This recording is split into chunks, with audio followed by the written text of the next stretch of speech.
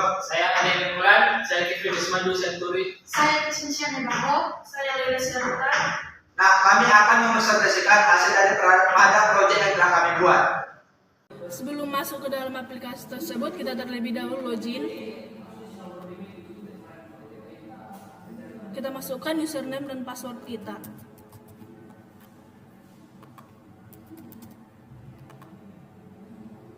Nah, di sini kita dapat mendapatkan pesan yaitu login berhasil. Kita sudah berada dalam aplikasi Field Time Assistant. Selanjutnya, menu yang pertama yang kita buka yaitu file. Di sini kita dapat melihat nama petugasnya.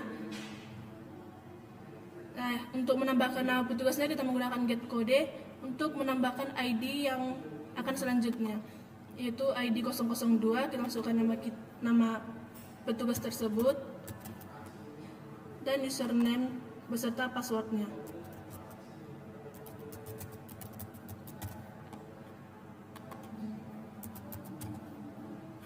Lalu kita simpan. Data berhasil disimpan. Yang selanjutnya ada juga tombol update, yaitu untuk mengubah sebuah data. Misal data yang kita ubah yaitu data Leila. Untuk mengubahnya kita klik data tersebut, lalu kita akan mengubah nama dari petugas tersebut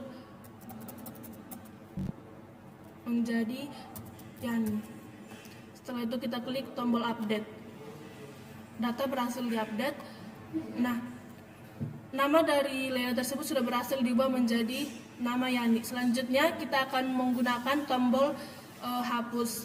Untuk menggunakan tombol hapus ini kita terlebih dahulu klik data yang ada di dalam tabel.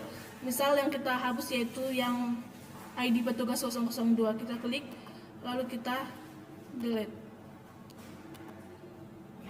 Data ID petugas 002 sudah berhasil dihapus. Apotik tadi dari masuk kita ke master data, ke data obat. Nah, ID obat ini udah otomatis, lalu kita input get ID. Nah, kita kan akan memasukkan nama obatnya seperti antangin. Baru kita masukkan jumlahnya 1. Kita masukkan ke dalam kategori, kita cari dia termasuk obat apa kan? Kita masukkan nama kategorinya obat herbal. Sudah itu muncullah kategorinya 003 dan herbal. Baru kita masukkan tanggal kadaluarsanya tanggal 26 dan harganya kita buat 5.000. Nah, kita simpan. Nah, sudah masuk ke dalam database. Lalu kita bisa mengupdate-nya, kita ubah menjadi misalnya harganya menjadi 10.000 dan tanggalnya kita ubah menjadi tanggal 27. Nah, kita update.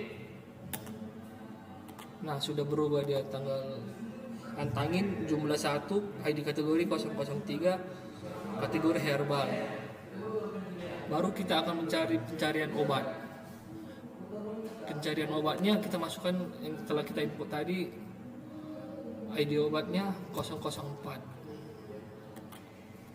Udah telah terdaftar di dalam database-nya. Setelah itu kita masuk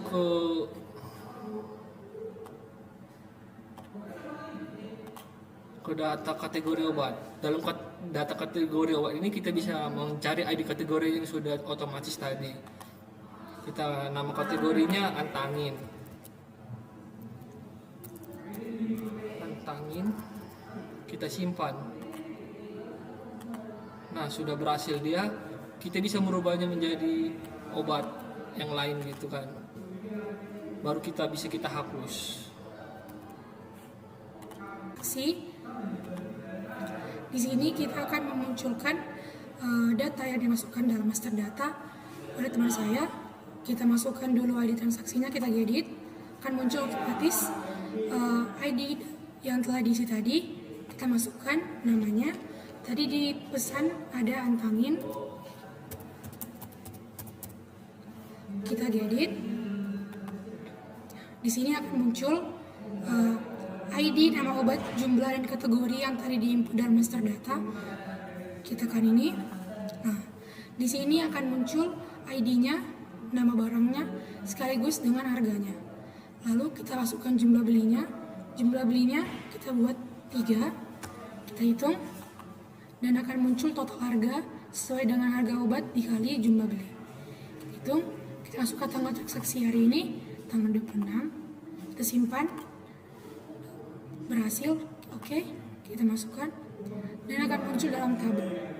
Baik, dalam pencarian transaksi, kata kuncinya kita masukkan ID-nya 004, kita cari. Nah, dalam tabel akan muncul pesanan yang telah dipesan. Setelah itu kita cetak.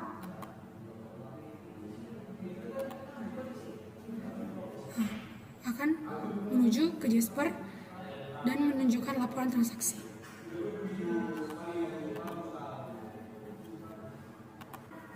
Nah, saya akan menjelaskan bagaimana cara mencetak hasil daripada transaksi penjualan ini ke dalam bentuk file PDF. Nah, untuk itu kita akan mencetak hasil data transaksi ini ke dalam file PDF, yaitu kita klik tombol cetak, lalu kita akan mencetak hasil file ini ke dalam PDF. Untuk itu kita masuk ke dalam tampilan untuk nge-save ke dalam dokumen, lalu kita pilih dokumen apa yang akan dicetak. Kita akan memilih ke dokumen PDF, lalu kita mau menyimpan ke dalam dokumen, lalu kita save file PDF tersebut. Nah, untuk sebelum kita nge-save-nya, kita akan mengisi nama filenya tersebut, yaitu hasil transaksi data obat. Lalu kita save. Nah, untuk melihat hasil file PDF itu kita masuk ke dalam dokumen. Dia hasil. Nah, inilah hasil daripada data transaksi tersebut dalam bentuk PDF. Nah, setelah itu kita masuk ke dalam laporan obat. Laporan obat ini berisi data obat yang tersisa di dalam database atau data obat yang masih tersisa untuk dijual. Kita bisa mencetak hasil laporan ini menjadi sebuah file PDF, sama seperti file yang telah saya jelaskan yang tadi. Tinggal kita ubah jenis file yang apa yang diinginkan, lalu kita beri nama file tersebut laporan sisa data obat. Kita save atau laptop kita.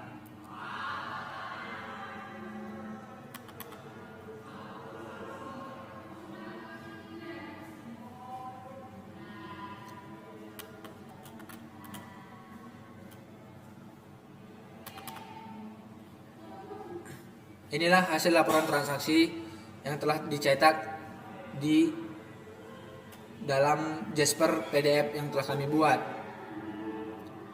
Lalu setelah itu kita akan mencetak laporan obat yang akan ditunjukkan ke pemilik obat atau ke admin. Kita akan memberikan pemberitahuan kepada admin bahwa sisa obat yang ada dalam gudang atau dalam apotek tinggal sisa berapa. Kita akan mencetak hasil sisa daripada obat tersebut. Kita akan memberitahukannya ke admin. Kita akan mencetak. Inilah hasil laporan tersebut. Lalu kita akan mencetak ini menjadi sebuah file PDF. Lalu kita beri nama filenya, yaitu laporan obat, tapi saya singkat nama filenya, yaitu lalu siap itu kita save,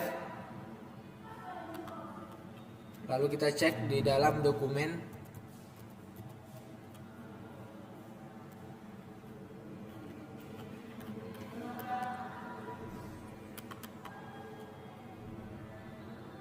Nah, ini adalah hasil laporan obat yang telah kita cetak ke dalam file PDF.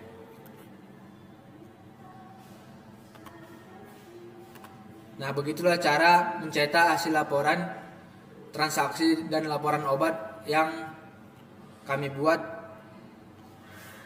ke dalam bentuk file PDF.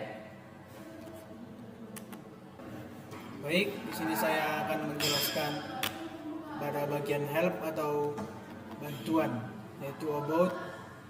Ya, di sini saya akan menjelaskan bahwa aplikasi ini sudah dibuat oleh kelompok 5, dan di sini sudah tertera jika ada masalah atau kendala yang lain-lain, teman-teman bisa menghubungi nomor telepon yang ada di dalam ini dan juga email yang tertera di sini. Nah, aplikasi ini dibuat tahun 2024. Dan inilah tugas praktikum kami, tugas praktikum PBU.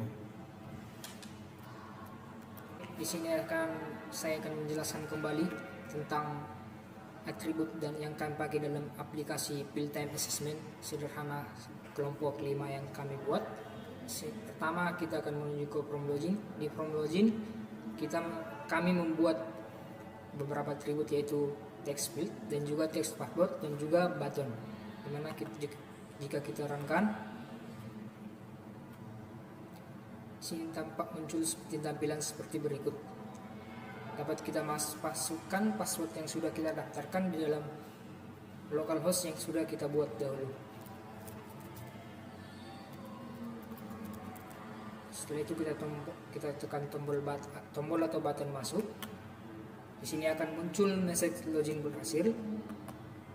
Dalam tampilan menu utama ini kami memakai yaitu menu bar yang berisikan tentang file, master data, transaksi, laporan, dan juga hal. Dalam file ada user, dan dalam user ini kami memakai text field, button, dan juga tabel. Dalam text field ID petugas kami memakai button get kode, yang artinya ini adalah kode primary key yang tidak boleh sama dengan yang lain. Selanjutnya di menu bar data obat terdapat atribut button, text field, G-calendar, combo box, dan juga tabel. Selanjutnya masuk ke kategori obat, kami memakai atribut button, text field, dan juga tabel. Dalam transaksi, laporan transaksi, kami juga memakai atribut button, text field, combo box, dan juga tabel.